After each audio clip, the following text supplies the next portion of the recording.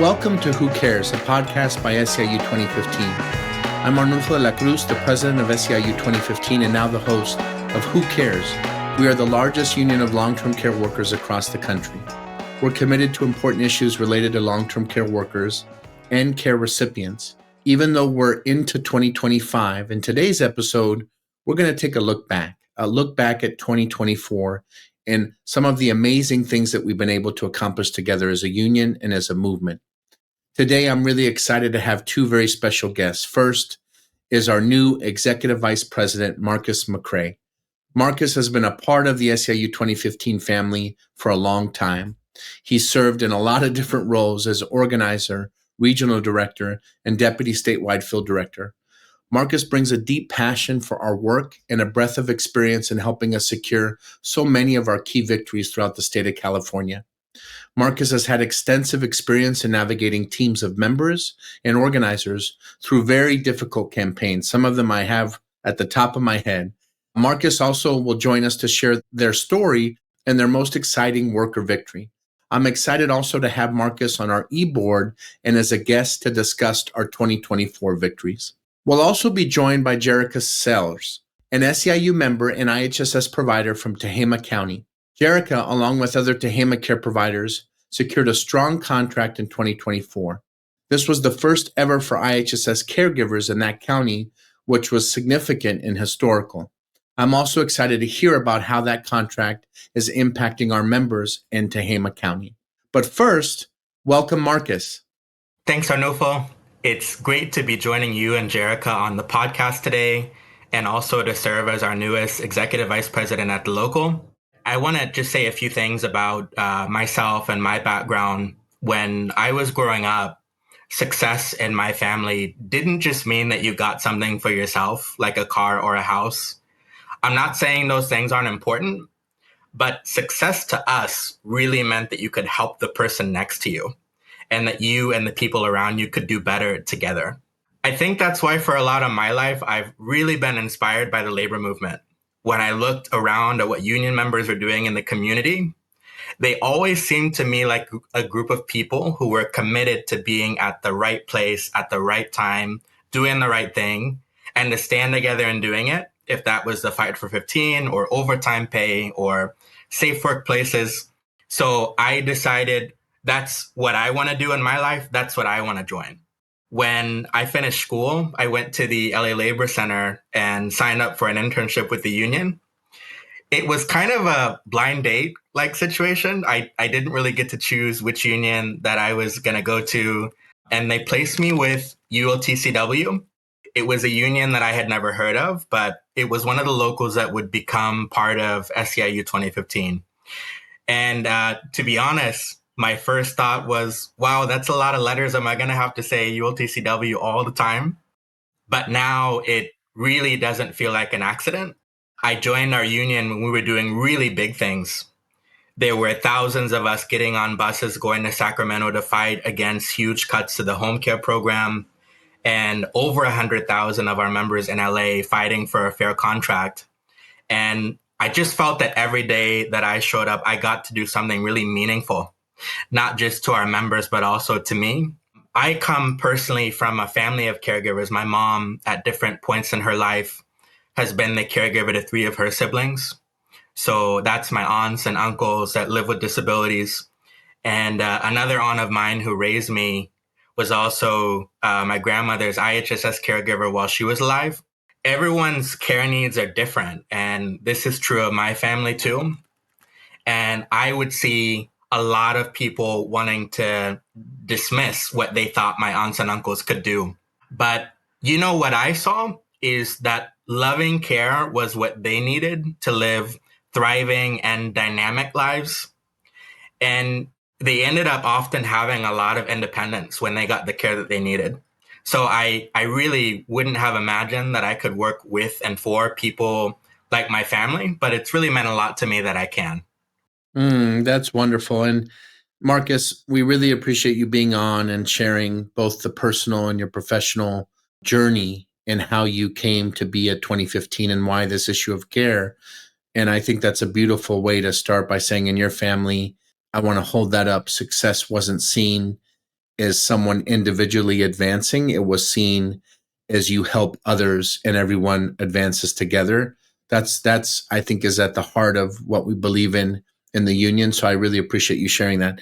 The other thing to our listeners that you may not know, and something I've brought up many times, and hopefully that's okay with Marcus, but Marcus also, I'm not sure if I have the word right, polyglot, but Marcus speaks multiple languages, and not hello, how are you doing?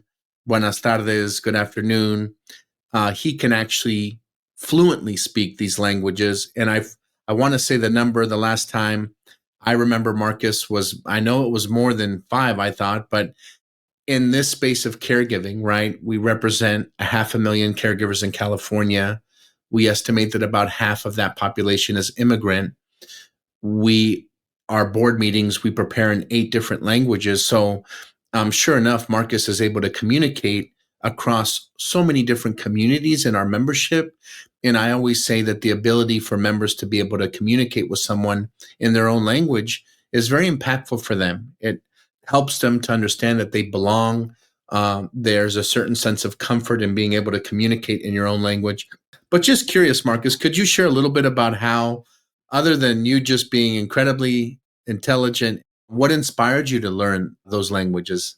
So fluently, I know 8 languages, including 4 of the 8 that we operate in our union. So that's definitely helped me as I've worked with our members and our staff across the state, not just to understand what people are saying, but also where they come from and what they're thinking and why. But when I was growing up, my family actually wanted me to be a missionary, and that's that was like my first dream job that I thought that I might have. So part of that was learning different languages, but that's really served me in a lot of different ways in my life, and definitely at the local too. Thank you for sharing that. I know you well enough to know that you consider yourself an organizer. You're now in a position of leadership at the local. For you, what is the role of an organizer, or what is the role of a leader in the moment that we're in, or in the union movement? If you could just share a little bit about how you see your journey and your role moving forward, also for the future. Sure. So, I think that my journey has been a lot like so many 2015 leaders. What we start with is that we show up and we're ready to do everything that we can do around the most important and pressing issues for our members at that time. And then someone believed in me and believed in my ability to do more and to lead more in our union. And I think that, again, like a lot of 2015 leaders have that in common. So I've worn a lot of different hats in my time at the local. They've been all over the state. I've been one of our lead organizers in LA, organizing coordinator in the Bay Area, the regional director for the Sacramento region, and then also the North State region, which is where Jerrika and I started working together. And then I was the local's deputy statewide field director. Our board elected me as EVP just a few weeks ago, but the members in Region 2 and 3 and I have really hit the ground running, because that's what this moment really requires of us. So after a long and difficult fight for Fresno County home care workers, we just reached a tentative agreement in that county, and we're preparing a vote to ask our 19,000 members that work there if they want to accept a contract that our bargaining committee is very proud will provide significant wage increases and expand healthcare access to caregivers in that county. This time last year, the county was proposing paying for our members' raises by eliminating our healthcare plan. So it's really a night and day difference from what the county sought to do. And we're proud to be able to take that to our membership. Regions 2 and 3 really are ground zero in our national and our local campaign to protect Medicaid, monies that we rely on to keep nursing homes open and the IHSS program running. And we take that responsibility in our regions really seriously. So we've been doing rallies, drop-in visits, phone calls, sharing our story. We're waking up every day and letting our representatives in Congress know that constituents are watching, and they'll hold them accountable to funding Medicaid, which is really life-saving care for millions of Americans. So When people think about politics in the Inland Empire and the Central Valley, I think they think about its conservatism, and that's true. But what I think that both of these campaigns that we're working on are going to show is that there's more people in our communities that understand that long-term care is vital and who want it to be protected rather than those who don't. So we're getting people in our union and also outside of our union talking about that. That's how we're going to create quality long-term care jobs and make sure that those who need care can get it, even as the needs for caregivers grow. You know, in a lot of ways, the spirit of Fresno caregivers, which is never to give up, right? To never lose hope, and to tie that to the moment that we're in with the threats that you just mentioned, for example, around Medicaid, and our members' commitment to never give up and to keep building power collectively and moving forward. So congratulations to you and the team for some of these incredible victories, and really that Si Se Puede spirit of we're not going to give up. We're going to continue to build together power, and we are going to fight forward, especially given all the challenges. And, you know, taking one step back, Marcus, since we have you for this podcast, what would you say would be one of your favorite or most memorable victories that we won last year? Well, Arnulfo, it's hard for me to pick one. I'd have to say that my favorite victory is every time 2015 members get together and decide to exercise their power together. And I think that one of the most significant ways that we did that last year was at the bargaining table. We had around 70,000 of our members join a contract fight last year. If it was in their county, their private agency, their nursing home, and all 70,000 won contracts with improved wages, benefits, and rights. In our nursing homes, 1,000 of our members in 13 different facilities bargained their first contract with the union last year. In the home care industry, our members in Ventura and San Benito, Santa Cruz, Calaveras, Yuba, Sacramento, San Mateo, Napa, Marin, Tehama, and Mendocino bargained and implemented new contracts with the public authorities in those counties. So that really excites me. Marcus, we just really appreciate you being on, and it's great to take a look back at some of those incredible victories and also how you see your role and the hope you have for our members. And I know, Marcus, you've been part of some really difficult campaigns. I know that you've been part of campaigns where nursing home workers had to make a difficult decision whether to go on strike or not. You've negotiated some of the best contracts we have in the state in counties where we have majority, if not all, Republican leadership. And you have been such an inspiration, I think, to our members and to this union on, you know, even in difficult terrain, or as you said, in areas that could be deemed conservative. I think what you've done in such a graceful way is to remind all of us that care is not a partisan issue. Care is not a party issue. Care is a humanity issue. And regardless of the political party that you're a part of, caregiving at some point is going to have an impact on your life. And you've been able to kind of pull back the layers to allow all individuals, regardless of party, to understand the important role that our members as caregivers play in society. And we're really, really proud of the work that you've done.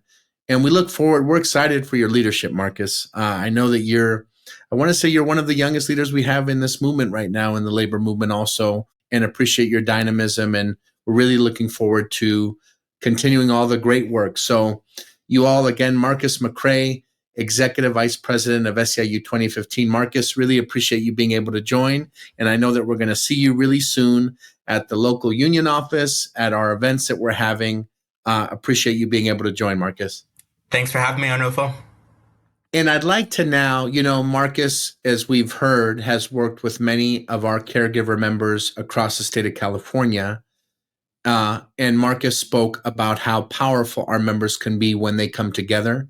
One of those powerful, wonderful members from Tehama County is Jerrika. And Jerrika Salyers has been a provider in Tehama County. And we're really, really excited to have her join us on our podcast, Who Cares?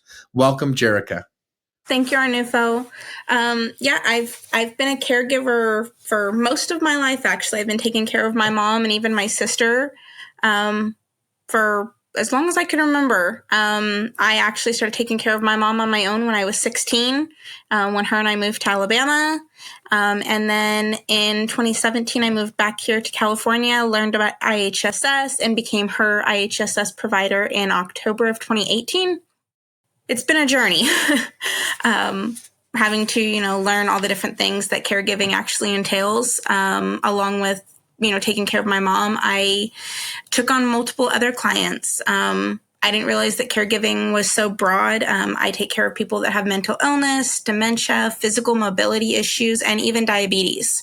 Yeah, the last about 5 years, I have been located right here in Tehama County, taking care of my mother, who I love dearly, and 2 other wonderful Tehama residents, a mom and another daughter.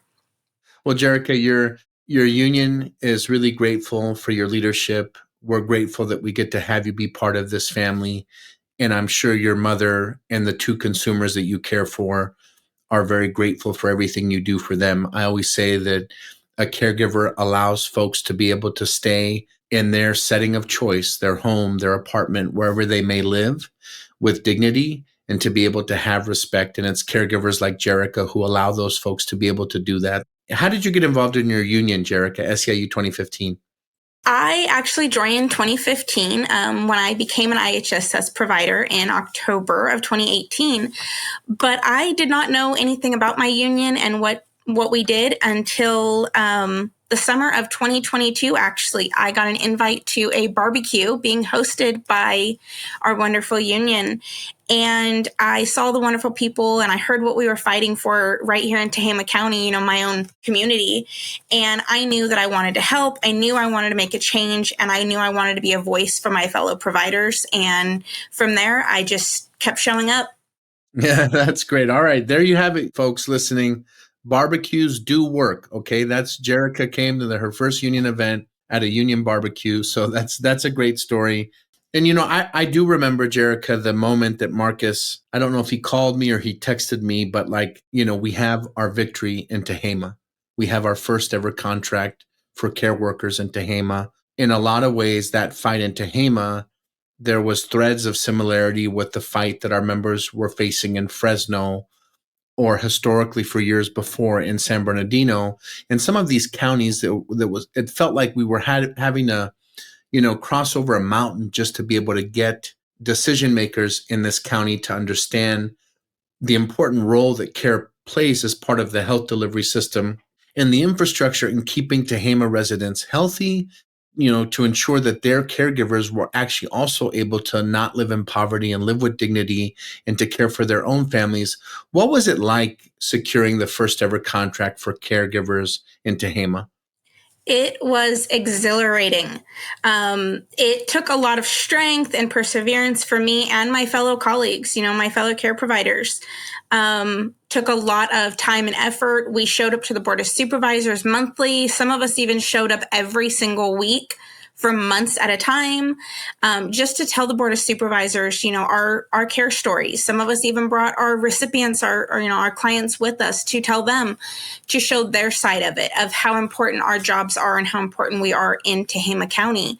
As you mentioned, this IHSS, it allows us to allow our clients to stay in their homes, to, enjoy that comfort. We called other providers. We called other recipients in our area, even areas outside of our county, and we asked them to come and join us. We asked them to come stand on the main street with us, holding signs to show our community that we're here, that we deserve to, be recognized, that our clients deserve the respect and attention that they deserve.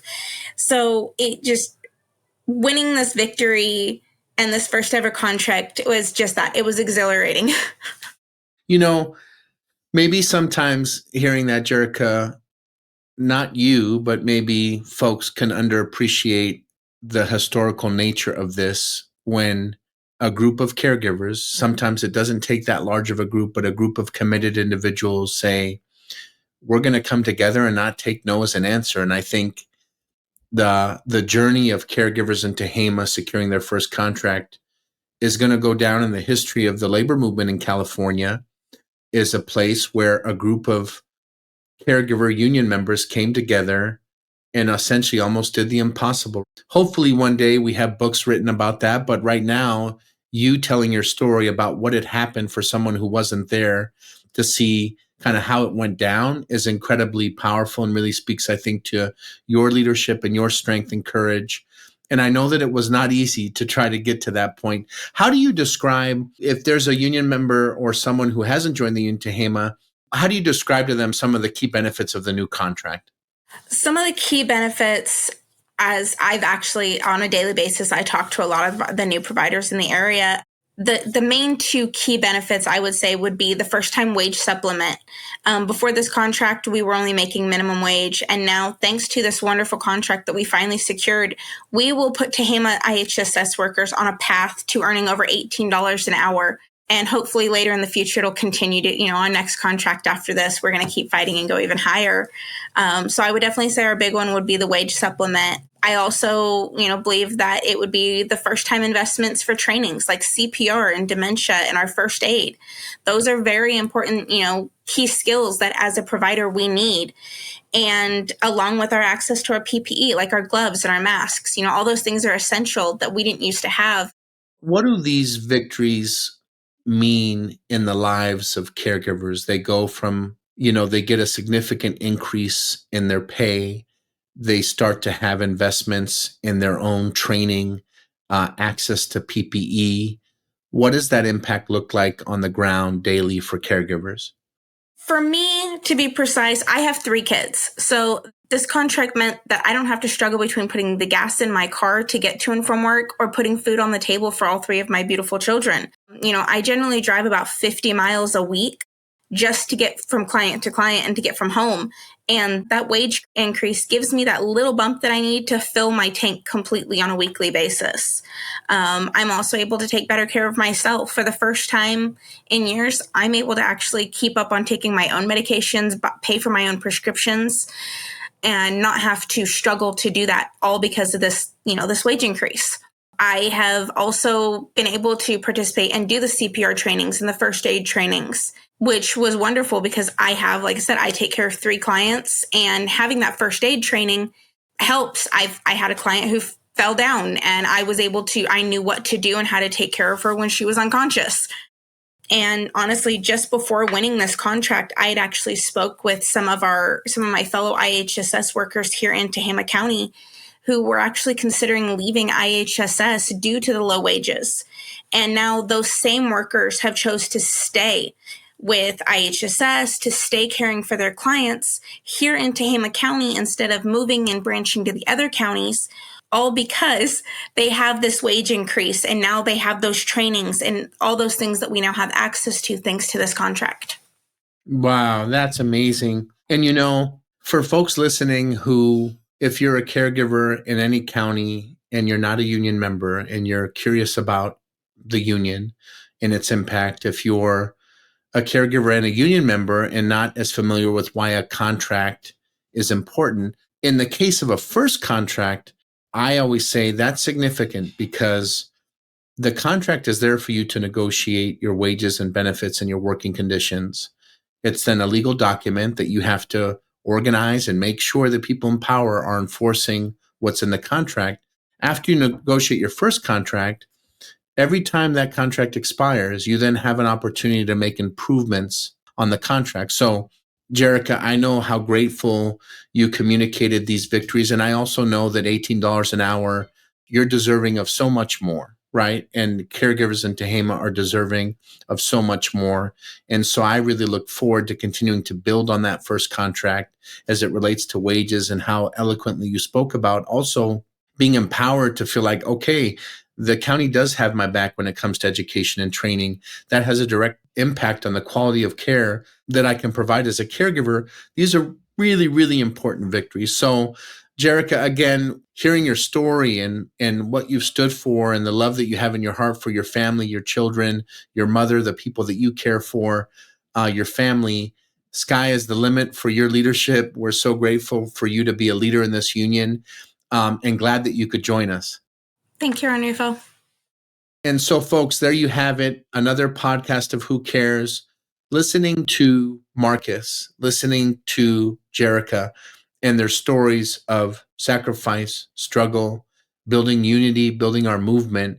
I would be remiss if I'm not reminded that after hearing Jerrika speak about her journey to becoming a caregiver, to getting involved in her union, to being an activist to ensure that union members in a county that have never had a union contract were able to secure their first union contract. This is the fastest growing job in America, right? Caregiving is the fastest growing job in America for a very simple reason. We have an aging population, and people, rather than going to a skilled care facility or an emergency room, they want to be able to live with dignity in their own homes. This is an opportunity for us to continue to build our movement, to support caregivers, to support the people that they care for. Unfortunately, in the moment that we're in, we have an administration at the federal level, the president, who is hell-bent on making cuts to our program, cutting Medicaid. So I'm an organizer. I want to remind everyone in the next couple of weeks in April, when Congress comes back to California, we're going to let them know, do not cut our program. Don't cut Medicaid. It saves people's lives, right? And I would expect if you are close to a rally or you're able to meet with your congressional representative or elected official, you let them know that the impact that Medi-Cal would have if it was cut in California on you, on your family, on your community.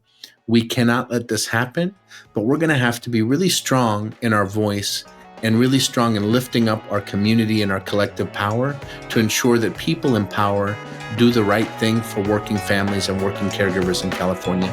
So glad you could join us. Please tune in for our next episode of Who Cares?